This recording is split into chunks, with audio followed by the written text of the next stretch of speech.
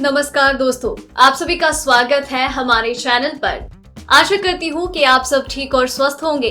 तो चलिए इसी के साथ बढ़ते हैं आज की मुख्य सुर्खियों की ओर। दोस्तों, कोरोना वायरस वैक्सीन को लेकर एक बहुत बड़ी अपडेट सामने आई है। वहीं राज्य सरकार और केंद्र सरकार ने मिलकर आज एक बड़ा फैसला लिया, जिसकी सटीक जानकारी हम आपको आगे इस वीडियो में देंगे।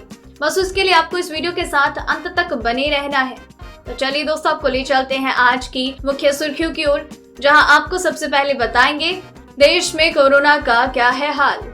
अब दूसरे राज्य जाने के लिए भी करानी पड़ सकती है कोरोना जांच, ICMR ने जारी किए निर्देश। अरुणाचल, 5 भारतीयों को उठा ले गई चीनी सेना, विधायक ने PMO को किया ट्वीट। कोरोना की वैक्सीन के लिए आया कोवैक्स प्लान, 18 सितंबर है रजिस्ट्रेशन की आखिरी तारीख। इसी के साथ अगली खबर में आपको बताएंगे आज आपके राज्य का मौसम का हाल। वहीं बताएंगे पेट्रोल डीजल के आज के दाम। गुड न्यूज, कार खरीदने की सोच रहे हैं तो जरूर ये जान लें। सरकार की शानदार स्कीम में बेटियों को मिलेंगे 15,000 रुपए, ऐसे उठाएं लाभ। रेलवे यात्रियों को बड़ा झटका, बंद हो रही है 500 ट्रेन और 10,000 स्टॉपेज। जी हाँ दोस्तों, ऐसी और भी कई बड़ी खबर और अपडेट्स निकल कर आ रही है, जिनकी सटीक जानकारी हम आपको आगे इस वीडियो में देंगे। बस उसके लिए आपको इस वीडियो के साथ अंत तक बने रहना है। लेकिन उन सबसे पहले आपसे एक छोटी सी रिक्वेस्ट है। इस वीडियो को बनाने में मुझे बहुत मेहनत लगती है और आप ये बात अच्छे से जानते हैं, इसलिए आप हमारे काम को पसंद करते हैं, मेरी मेहनत को अप्रिशिएट करते हैं। इसीलिए उस मेहनत के लिए आप अपना अप्रिशिएशन वीडियो को लाइक करके जरूर दिखाएं। साथ ही वीडियो के नीचे नजर आ रहे उस लाल सब्सक्राइब बटन को भी दबाएं। फिर बाद में आपको वहां नजर आएगा एक बेल आइकन, उसे भी जरूर दबाएं, ताकि आप तक दिन भर की सारी बड़ी खबरें लगातार पहुंचती रहे। तो चलिए दोस्तों, एक एक करके सारी बड़ी खबरों के बारे में जान लेते हैं। इसी के साथ आइए आज की सबसे पहली बड़ी खबर पर नजर डालते हैं। देश में कोरोना महामारी विकराल रूप लेती जा रही है। दुनिया में सबसे ज्यादा तेजी से संक्रमण भारत में ही फैल रहा है। देश में पिछले 24 घंटों में रिकॉर्ड 86,432 नए मामले सामने आए। वहीं 1,089 लोगों की जान चली गई है। देश में अब कोरोना संक्रमितों की कुल संख्या 40 लाख के पार हो गई। देश में अब कुल मरीजों की संख्या 40,23,000 हो गई है। इनमें 69,561 लोगों की जान चली गई है। एक्टिव केस 8,46,000 है और 31,07,000 लोग ठीक हो गए। बढ़ते हैं अगली खबर की ओर। प्रधानमंत्री नरेंद्र मोदी ने शनिवार को शिक्षक दिवस के मौके पर राष्ट्र निर्माण में शिक्षकों के योगदान की सराहना करते हुए कहा कि छात्रों को गढ़ने के उनके प्रयासों के लिए देश सदैव उनका आभारी रहेगा। प्रधानमंत्री ने ट्वीट किया, राष्ट्र निर्माण और छात्रों को गढ़ने में हमारे मेहनती शिक्षकों के योगदान के प्रति हम सदैव आभारी रहेंगे। शिक्षक दिवस के मौके पर अपने शिक्षकों के अतुलनीय प्रयासों के लिए हम उनका आभार जताते हैं। इस अवसर पर मोदी ने पूर्व राष्ट्रपति डॉक्टर सर्वपल्ली राधाकृष्णन को याद करते हुए उन्हें श्रद्धा सुमन अर्पित किए।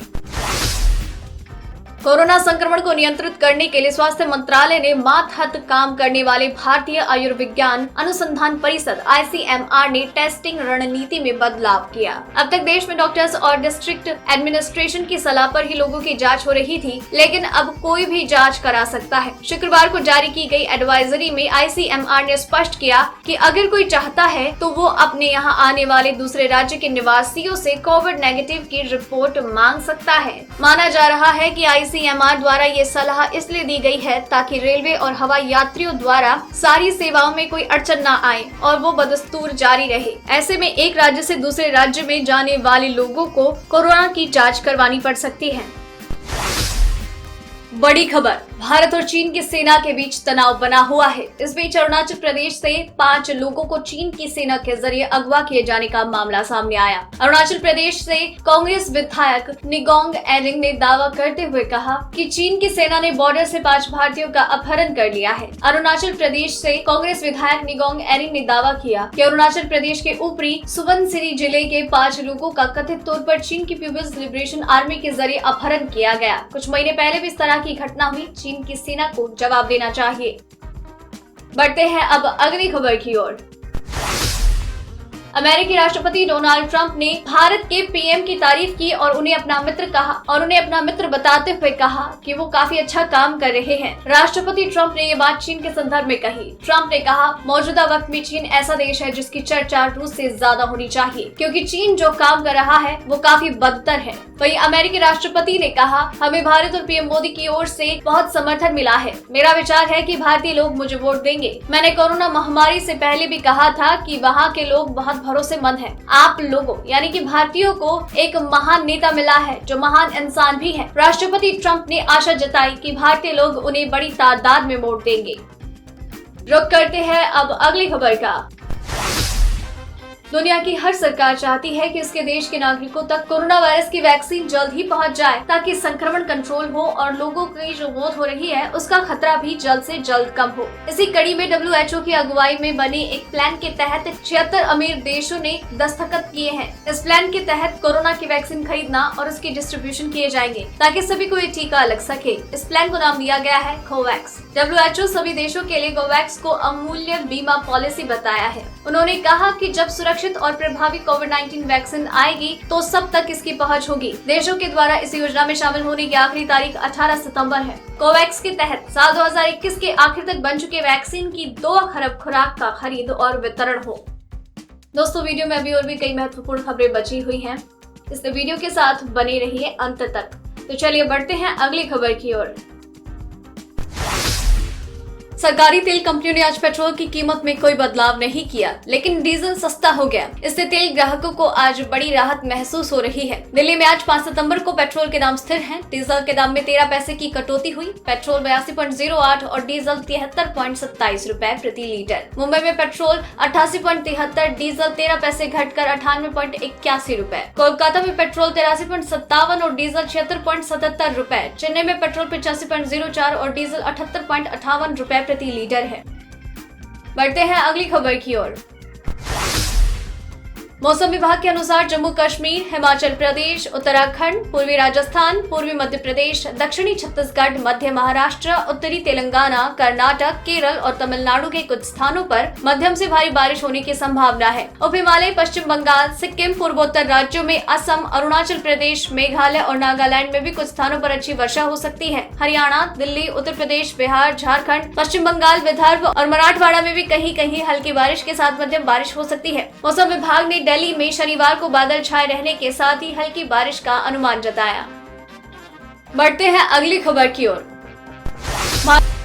महाराष्ट्र में 12 घंटे के अंदर लगातार दूसरी बार भूकंप आया है। शनिवार सुबह उत्तरी मुंबई में भूकंप आया, जिससे लोग घरों के बाहर निकल गए। इसकी तीव्रता रेक्टर स्केल पर 2.7 मापी गई। बताते चले कि इससे पहले महाराष्ट्र के नासिक में करीब रात के 12 बजे 2 बार भूकंप के झटके महसूस हुए। रेक्टर स्केल पर इसकी तीव्रता 4 मापी गई। लगातार 2 बार लगे भूकंप के झटकों ने नासिक के लोगों को डरा दिया। पिछले 12 घंटे में भूकंप के लगातार 3 झटकों ने महाराष्ट्र के लोगों को डरा दिया है। इन भूकंपों में किसी जान माल का नुकसान नहीं है। बढ़ते हैं अगली खबर की ओर।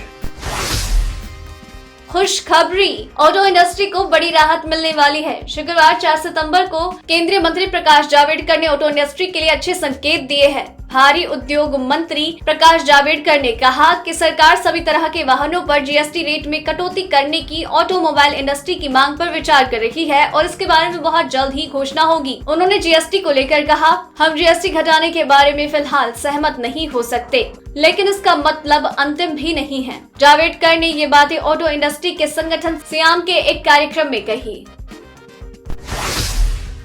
कोरोना संकट के बीच यात्रा को सुगम बनाने के लिए रेलवे कई बड़े बदलाव कर रहा है। इसी कड़ी में अब रेलवे ने जीरो बेस टाइम टेबल तैयार किया है, जिससे ट्रेनों की टाइमिंग में सुधार होगा। कोरोना से हालात सामान्य होते ही इस टाइम टेबल को लागू किया जाएगा। इसके साथ ही देश भर में करीब 500 ट्रेन को बंद किया जा रहा है और करीब 10,000 स्टॉपेज को भी इस वक्त बंद किया जा सकता है। रिपोर्ट के अनुसार टाइम टेबल में इस बदलाव से रेलवे की कमाई सालाना 15,000 करोड़ रुपए तक बढ़ जाएगी। बढ़ते हैं अगली खबर की ओर। बेटियों की शिक्षा को बढ़ावा देने के उद्देश्य से केंद्र और राज्य सरकारें कई तरह की योजनाएं चला रही है। उत्तर प्रदेश मुख्यमंत्री कन्या सुमंगला योजना लड़कियों की शिक्षा और स्वास्थ्य में सुधार लाने के लिए शुरू की गई। इस योजना के अंतर्गत राज्य सरकार लड़कियों को अलग अलग चरणों में 15,000 रुपए की मदद करती है। इस योजना का मकसद है कि कोई भी अपनी बेटी को बोझ न समझे, बल्कि उनके भविष्य को उज्जवल बनाने की सोचे। इसमें जन्म के समय 2,000 रुपए, 1 वर्ष के टीकाकरण पूरे करने पर 1,000 रुपए, कक्षा 1 में प्रवेश के समय 2,000 रुपए, कक्षा 6 में प्रवेश के समय 2,000 रुपए, कक्षा 9 में प्रवेश के समय 3,000 रुपए और 10वीं और 12वीं परीक्षा उत्तीर्ण कर डिग्री या 2 वर्षीय या अधिक के डिप्लोमा कोर्स के प्रवेश लेने पर 5,000 रुपए एक मुश्त प्रदान किए जाएंगे। इस तरह कुल 15,000 रुपए दिए जाते हैं। दोस्तों, आज की खबरों में बस इतना ही। अगर आपको भी ये खबरें अपने मोबाइल पर हर दिन यूं ही चाहिए तो वीडियो के नीचे दिए गए इस लाल बटन को दबाकर चैनल को सब्सक्राइब कर लीजिए और साथ ही साइड में दिए गए इस घंटी को भी दबाएं। और अगर आपने वीडियो पूरा देखा है तो अपना नाम नीचे कमेंट सेक्शन में जरूर लिख भेजिएगा। तो दोस्तों, फिर मिलते हैं कल। जय हिंद, धन्यवाद।